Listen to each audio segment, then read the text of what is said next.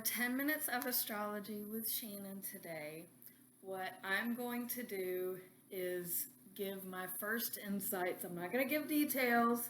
I have a friend who met this girl and I wanted to read about her. The friend that I'm doing this for, you know who you are. I am going to pull up this chart now and we're going to do a deep dive in the next 10 minutes into a young woman's chart. So let's get started and see if she is the right fit for him. This is her chart. As you see, her sun and Venus are conjunct, as conjunct can be in this scenario. And that is a direct opposition, if I've seen one, to Pluto. Pluto is right at the cusp of the beginning of the ascendant. This girl's got a lot going on. And my initial reaction is that I don't think she can be trusted. Her heart's in her head. Geminis are typically flip-flop, flip-flop. They're the oppositions of Sagittarius. This person may remind him of his mother figure. There's the flip-flop of a Gemini is very noticeable. They're manipulative usually, and I will say I'm biased. I am biased against Geminis. She has Mercury in Cancer, so Mercury is the smaller communications planet, and that's in a very emotional sign, so it's emotional communications one-on-one.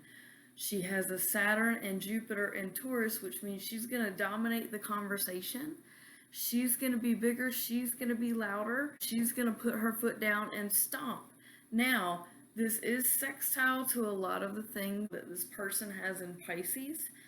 However, it's going to eventually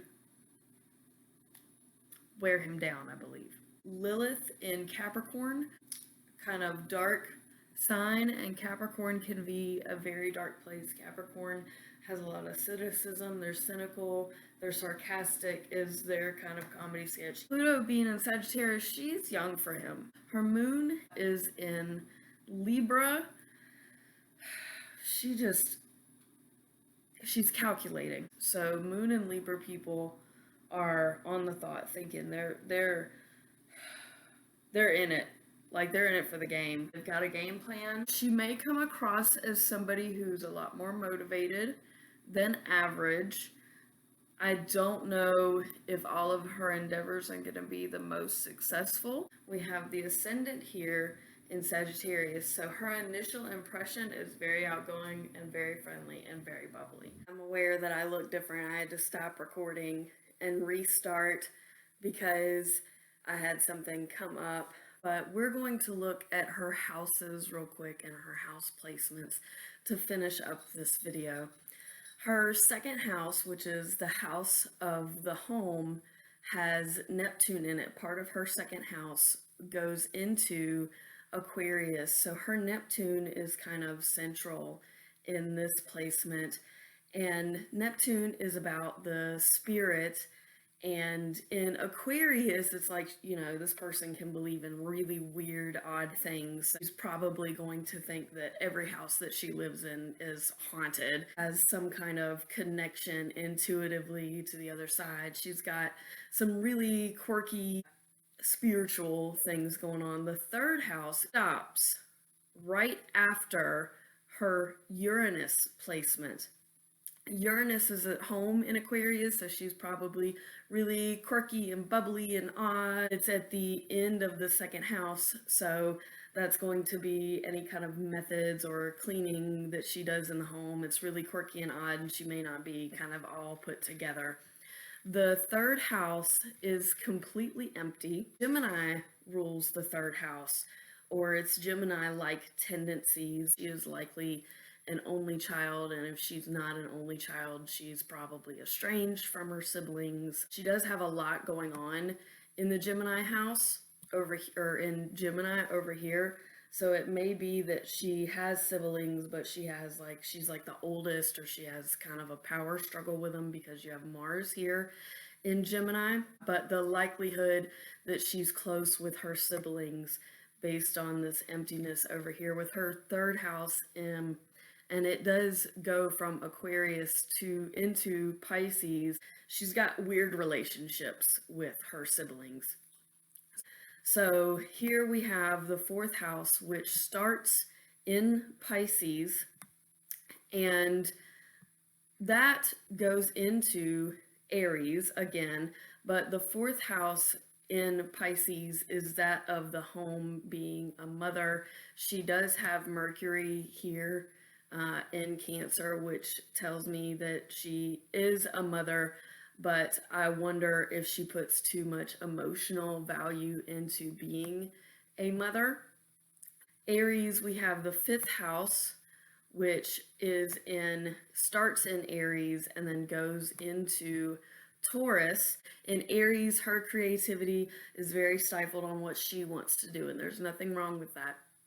The sixth house, which rules the majority of health and gut health, is here in Taurus, and Jupiter and Saturn here are right inside of this sixth house in Taurus. Now, Taurus represents this, so because Jupiter is an expanding planet and Saturn is a very discerning planet, she may happen to have a lot of congestion and a lot of issues, possibly nasal infections or allergies. The seventh house here in Gemini, so Mars being the forerunner of this house placement, there is this back and forth in relationships. She's liable to go from one relationship to the next because she needs that regular and constant mental stimulation. She has to have that in order to feel emotionally compelled to be drawn to someone. In the